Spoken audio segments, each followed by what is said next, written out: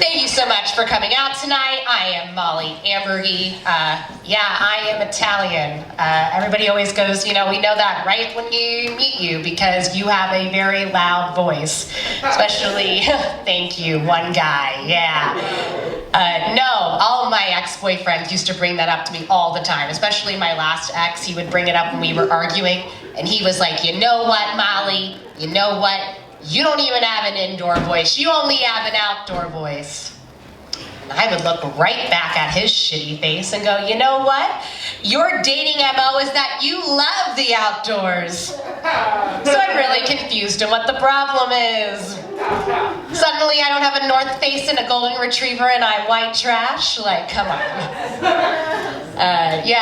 Speaking of loud people, for the holidays I got to spend time with my whole family. The longest time ever. Like all good family stories start out, I am from Ohio. Exactly, thank you. That was the reaction that deserved. And, spending time with them. A lot of people when they're together during the holidays or with their family, they're drinking and being merry and probably being cast for the pilot of another ABC family sitcom, right? My fucking family, when we get together, we drink because we're the cast of the reboot for Survivor. And we don't know what's gonna come next because somebody's gonna say something that's gonna put us in exile. So, to kind of give you an example of this, my niece is 20. She went up to my 72-year-old dad and goes, you know what, Grandpa Bob? You're looking a little fat now. Before my dad can say anything, my Italian mom whips around and goes, you know what?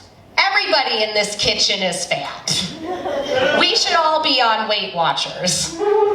Which then prompted my sister, who is on Weight Watchers, to run out of the room because no one noticed or cared. I don't even know which one it is anymore.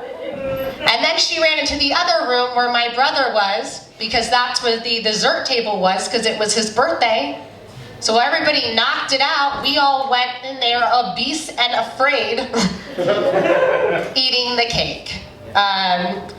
Being raised by an Italian mother was always very interesting. I kind of compare it to when you are driving down a highway speeding and you look in your windshield and you see a white car.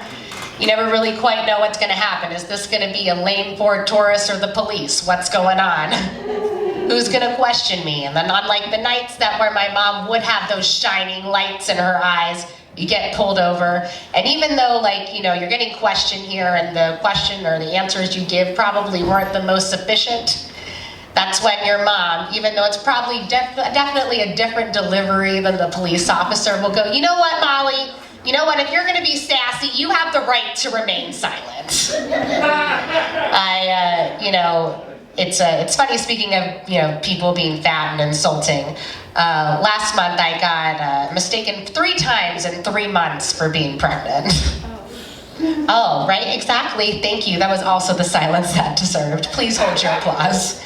I was mistaken. One of the people that mistaken me was a white lady. It's always like a white lady, like a Karen or a Nancy.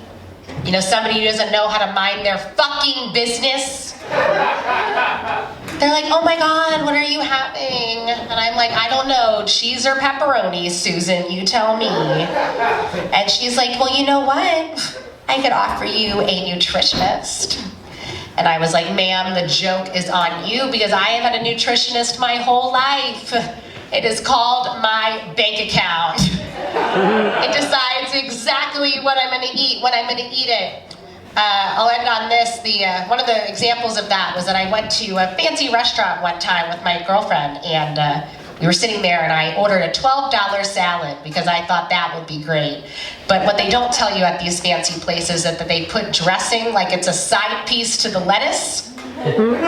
They put it in a little circular tin. So this waiter brought it out, he set it down, and because I'm Italian and my hands wave everywhere, I knocked it down. And if you have Cheetos and you spill it on yourself, you know that you can just rub that shit away. You can just move on forward. But this dressing was everywhere, and everybody could see it. So when the waiter called me out in front of the whole fucking restaurant and said, what the hell happened? I was like, you know what, buddy? I became my mother's child once again, and I said, I have the right to remain silent. Thank you very much. I'm Mollie Amburgey.